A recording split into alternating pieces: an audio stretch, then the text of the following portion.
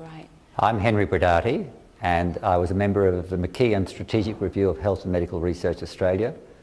I work as Professor of Mental Health and Ageing at the University of New South Wales, where I'm Director of the Dementia Collaborative Research Centre and of the Centre for Healthy Brain Ageing. Great. So tell me, what was the focus of your presentation today? The focus was a summary of the Mckeon Review of Health and Medical Research in Australia. So this was a review conducted over about 15 months.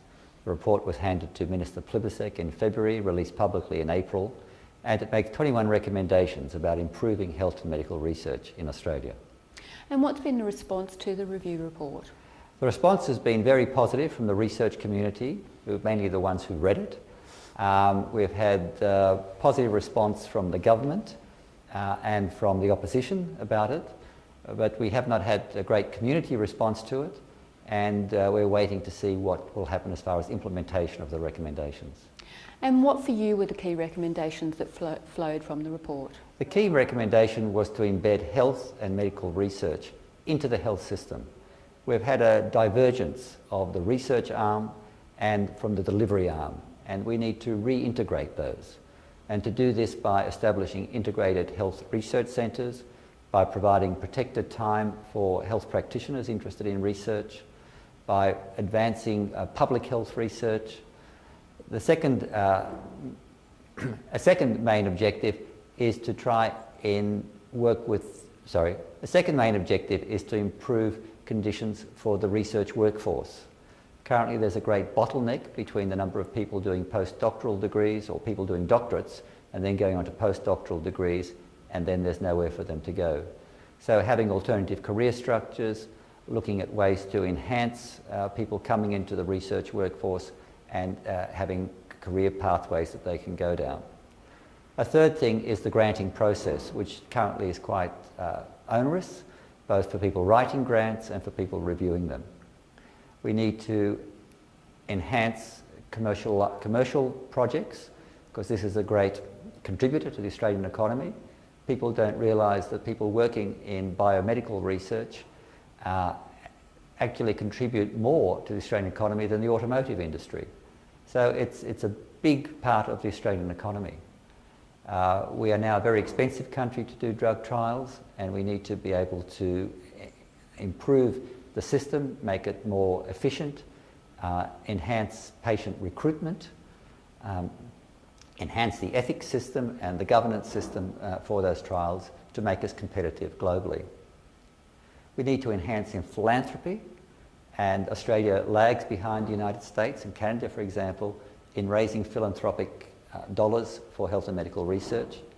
Yet if we ask people in the community what are the greatest priorities for spending government dollars, it's health and medicine comes up 1, and health and medical research itself comes up about number 9. Of course, all the different things like climate control, education. So health really is front and centre of what people want and how we should be spending our money. What are the timeframes or the next steps in terms of the review? So the review has been handed to the Minister. It's now going to the state ministers for their consideration. There'll need to be an action plan decided on by the federal government in conjunction with the states. We in a tight time frame with 100 days to the next election, a tight fiscal environment, and so we're hoping that there would be a bipartisan approach to this, and our discussions with both sides indicate that's the case. But we have to invest to save, because by investing money in health and medical research, we can curb the growing cost of health in Australia. Currently, we're just under 10% of GDP, and the rate of growth is greater than our growth in the economy.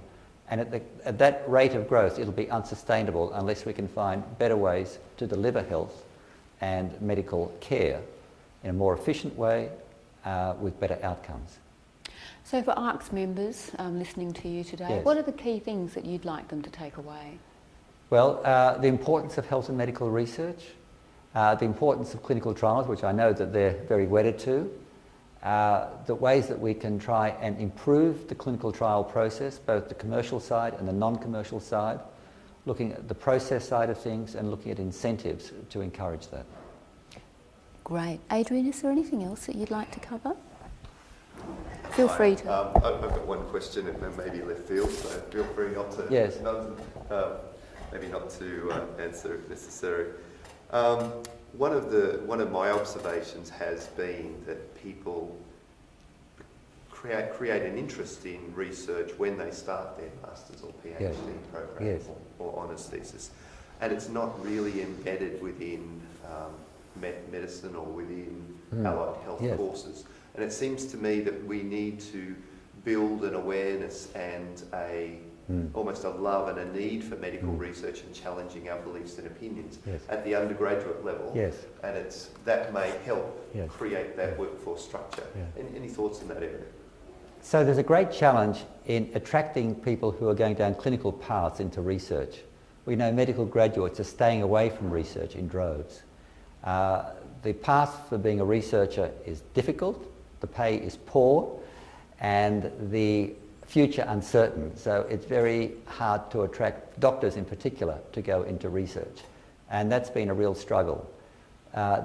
We have made recommendations about doing dual research and clinical degrees, and that's a model that's adopted in some countries. And providing protected time for practitioners, not just doctors, would be an assistance. It would provide assistance in attracting people to go down the research path. Okay. All right. Great. Is there anything else that you wanted to add to that? I'd just like to encourage people, if they're interested in this, to look at the Mckeon review. It's a really good report. There's a summary report and the full report available on mckeonreview.org.au.